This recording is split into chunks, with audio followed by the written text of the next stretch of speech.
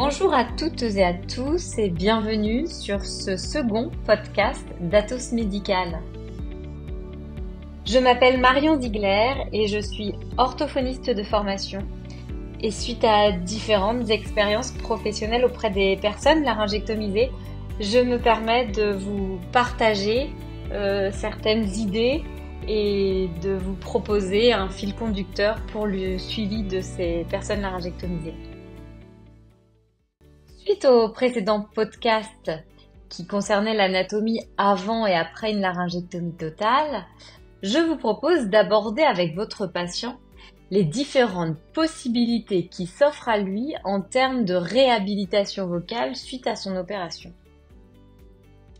Mais avant cela, pour être dans une démarche similaire au précédent podcast, il va être intéressant d'aller questionner votre patient sur ce qu'il connaissait du fonctionnement de sa voix avant son opération. Que connaissait-il du mécanisme de la voix ? Vous pouvez de nouveau vous appuyer sur le profil téléchargeable sur le site d'Atos Médical, sur le profil avant une laryngectomie totale, et lui mettre à disposition plusieurs étiquettes, encore une fois. Et donc cette fois-ci, les étiquettes pertinentes seront poumon, trachée, le larynx avec ses cordes vocales. Ça, ce seront vraiment les éléments clés à ne pas oublier de disposer sur le profil. Pour essayer aussi d'étendre l'atmosphère, vous pouvez gonfler un petit ballon de baudruche et en pincer l'orifice de manière à ce que l'air s'en échappe bruyamment. Et entre ce profil avec toutes ces petites étiquettes et ce ballon de baudruche, vous allez pouvoir amener votre patient à réfléchir sur le mécanisme vocal. Il va être aussi intéressant de demander au patient de noter par des flèches la respiration. Une flèche qui va montrer l'air inspiré et une flèche qui va montrer l'air expiré. Et on va pouvoir l'associer, cet air expiré, au souffle pulmonaire. Avec tout cela à disposition, vous allez demander à votre patient de découvrir et de vous donner 3 choses importantes pour que cette voix se fasse entendre. La première chose que vous voulez savoir, c'est quelle est la source de la voix, quel est son moteur. Donc, avec votre ballon de baudruche, mais dégonflé cette fois-ci, vous allez demander à votre patient si votre ballon a possibilité d'émettre un son.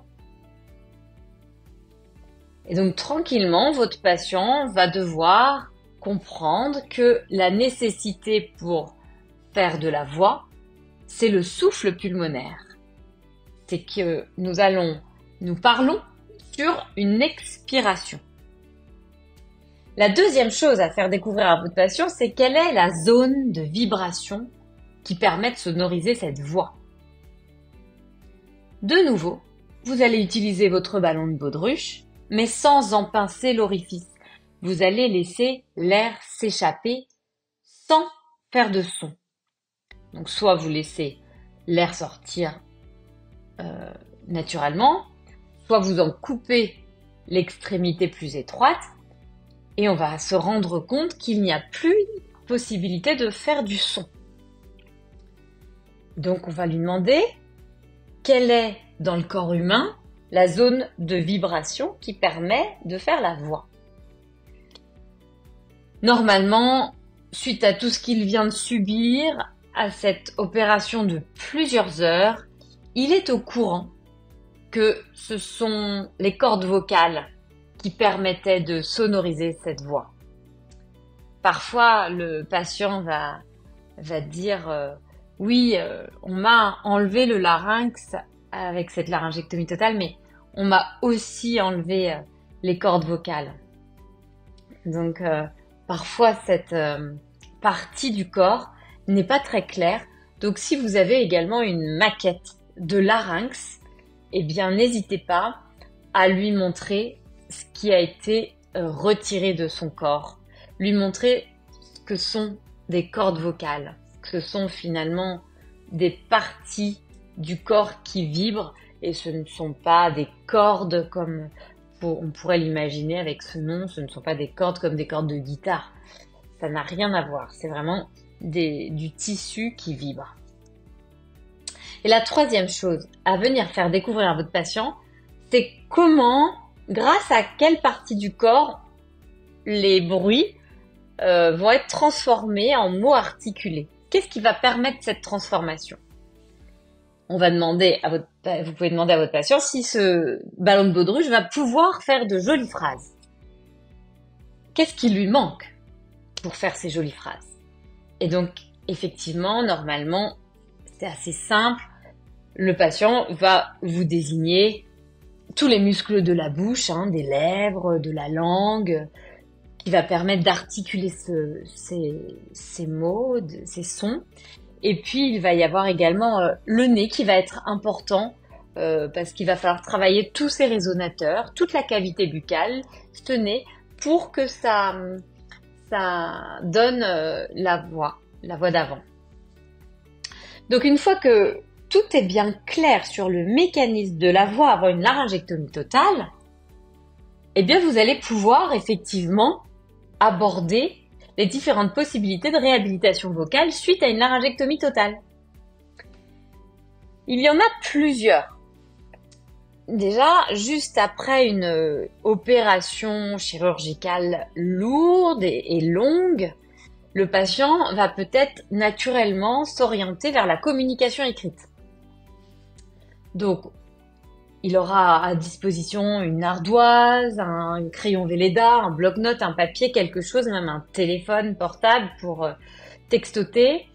Donc la communication écrite va être un moyen de communication qui va pouvoir être utilisé très rapidement si le patient n'est pas illettré, bien sûr. Mais ce moyen de communication est un petit peu embêtant. Car on perd complètement le contact visuel avec le patient et on perd aussi le rythme au niveau de l'échange. On est obligé d'attendre que le patient ait trouvé son ardoise, écrit les mots, fini sa phrase. Enfin, voilà, c'est un petit peu long.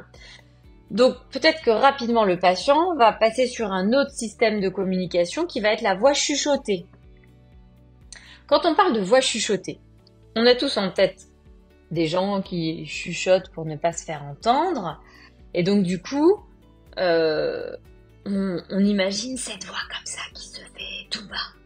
Mais finalement, cette voix chuchotée qu'on a tous à l'esprit, c'est une voix qui se fait grâce à l'air pulmonaire qui sort de la bouche. Or, suite à une laryngectomie totale, cette sortie de l'air pulmonaire par la bouche n'est plus possible.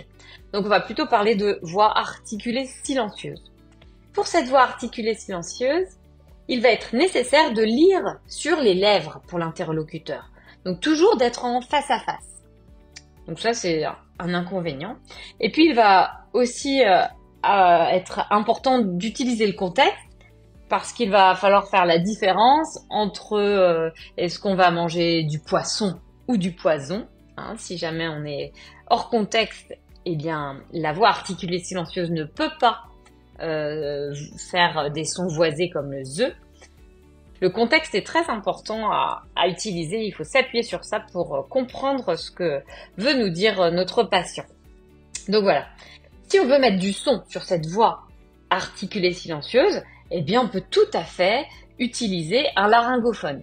Ça va être très accessible dès les premiers jours pour mettre du son sur cette voix articulée silencieuse. Mais il est vrai que cet accessoire est indispensable et parfois peut-être un peu encombrant pour certains patients. D'autres l'utilisent complètement naturellement et ça fait partie d'eux-mêmes. Et pour d'autres, ils vont avoir tendance à l'oublier à un endroit et du coup ne plus avoir de voix au moment où ils veulent parler. Donc, ce qui va être plus pratique, si on veut mettre du son sur de la voix articulée silencieuse, c'est la voix oro-œsophagienne. Ça, c'est un autre moyen de réhabilitation vocale. Mais il faut savoir que le temps d'apprentissage de ce moyen de communication est assez long. Il faut avoir un patient quand même motivé à travailler et un patient qui accepte d'avoir quelques mois devant lui avant d'avoir une voix fonctionnelle. L'intérêt, c'est qu'il n'y a pas de corps étranger et du coup pas d'entretien de prothèse phonatoire, mais c'est une voix qui reste néanmoins fatigante et qui n'a pas toujours une intensité suffisante, notamment dans les milieux bruyants, comme le restaurant ou la ville, voilà. Et donc la dernière réhabilitation vocale qu'on peut aborder également, si votre patient porte une prothèse phonatoire, c'est la voix trachéo-œsophagienne. L'intérêt de cette voix, c'est qu'elle repose exactement sur le même principe de la voix qu'on utilisait avant une laryngectomie totale. Donc on va dire que c'est assez facile quand tout se passe bien. L'inconvénient, c'est qu'il y a donc cette prothèse phonatoire qu'il va falloir entretenir quotidiennement et parfois changer au cours de l'année. Et comme le laryngophone, ce moyen de communication mobilise une main. Donc si on veut avoir les deux mains libres, il va falloir essayer de mettre en place le kit main libre. Donc ça, c'est un petit peu pour introduire les différentes possibilités de réhabilitation vocale suite à une laryngectomie totale. Si vous voulez en savoir plus, eh bien je vous propose de me rejoindre dans les prochains podcasts. À très bientôt, au revoir.